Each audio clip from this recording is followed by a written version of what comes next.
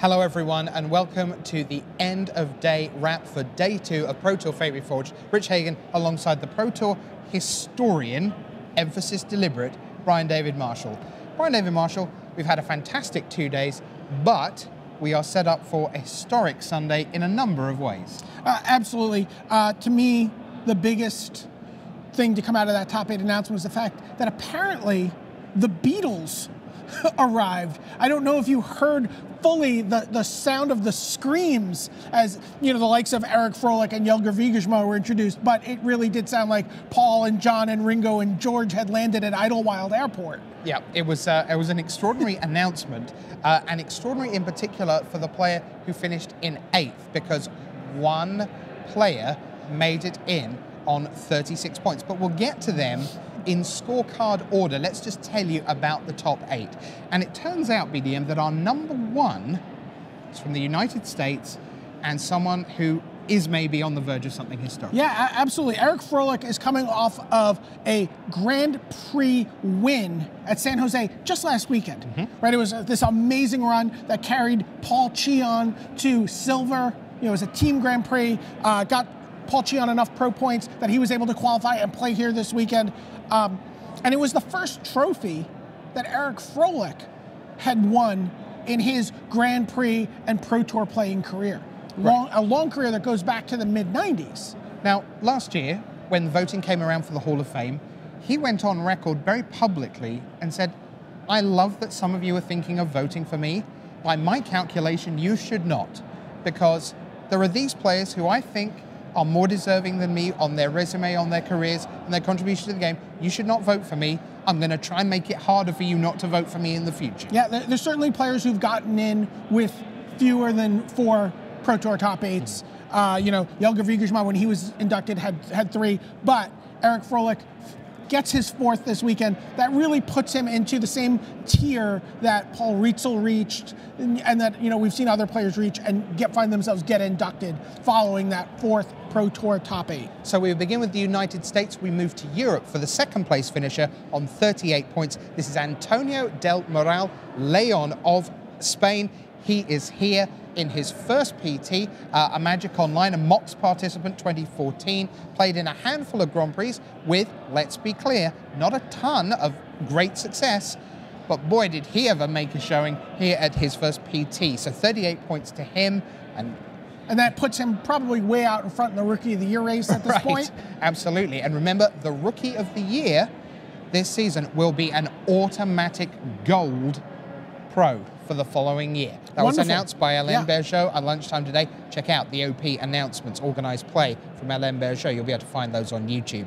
Now, number 3, still on 38 points. You can see behind us there, from the Netherlands, Jelger Wiegersma. Yeah, Jelger Wiegersma inducted into the Hall of Fame when he had 3 Pro Tour top 8s, including his win. But he comes back. He's been playing with Team Pantheon. He got a top 8 in Hawaii, and now has his 5th top 8 of his career. You know, an incredible run by him. Someone who, again, we've talked about this a lot, the idea of players who have full-time jobs, he has a full-time career, isn't able to play as maybe much Magic as some of the younger pups on the Pro Tour, but said, you know, I really want to play pretty much every Pro Tour that I have an opportunity to play in. Sure, and he's playing Blue-Red Twin tomorrow. Now, number 4 is the long-time leader, the overnight co-leader at 8-0. He got all the way to 12-0, Seth Manfield of the United States. Boy, did he sweat. 12-1, 12-2. Things were getting very, very scary, but he made it in, and once you're in, that's all that matters. So your 4th seed, Seth Manfield, and what's he playing?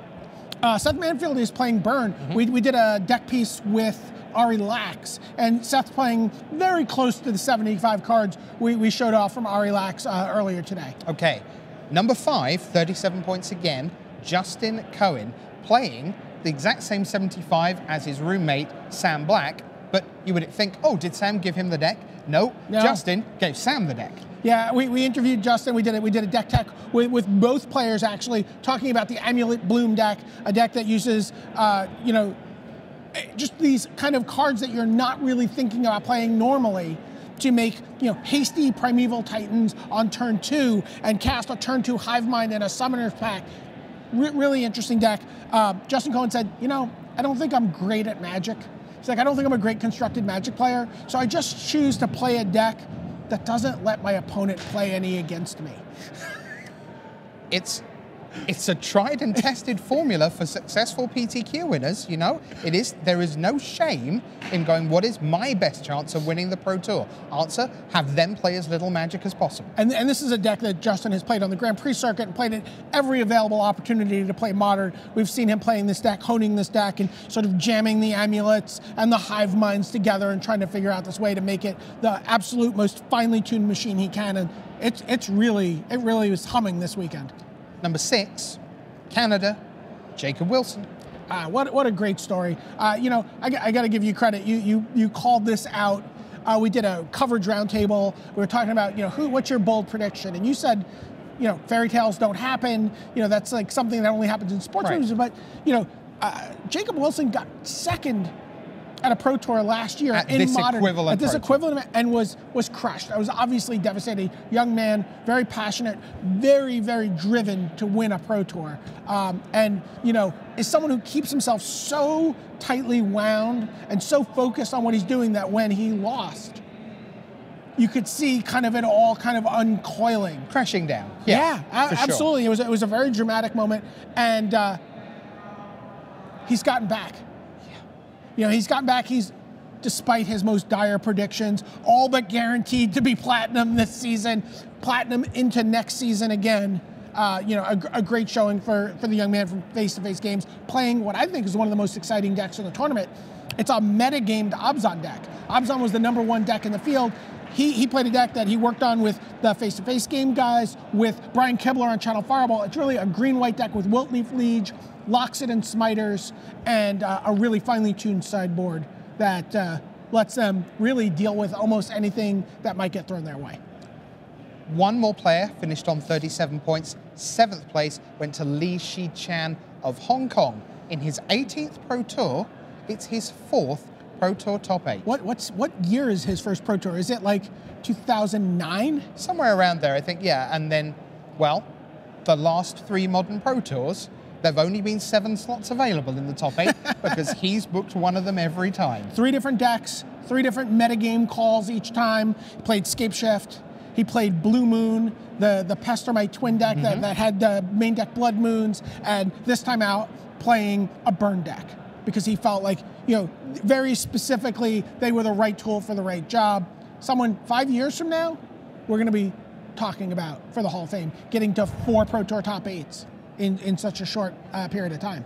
And that left someone on 36 points to make it in. I won't try and string you along because if I get out the way, you can see that Jesse Hampton is that man. Jesse Hampton from Seattle, one of the true sort of PTQ lock-up players. He has a Pro Tour top 8 in Modern, Pro Tour Philadelphia 2011. Absolutely, where he knocked Sam Black out in the quarterfinals.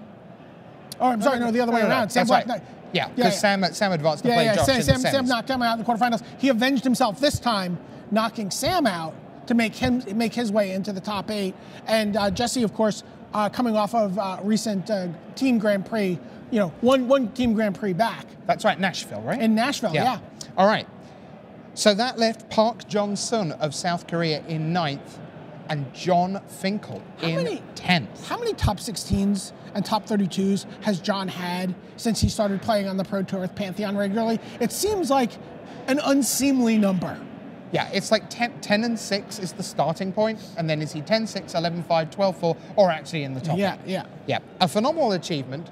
So Froelich, Del Moral Leon, Wiegersma, Manfield, Cohen, Wilson, Shi-Chan, and Hampton will be back tomorrow for the top 8. You will see every moment of every match guaranteed. Best 2 out of 3 in the quarterfinals, best 2 out of 3 in the semis, and then best 3 out of 5 in a final that could be one for the ages. Who will be making history? You can write any storyline you want. You can be certain that being there will be epic. Brian David-Marshall, Rich Hagon, saying bye.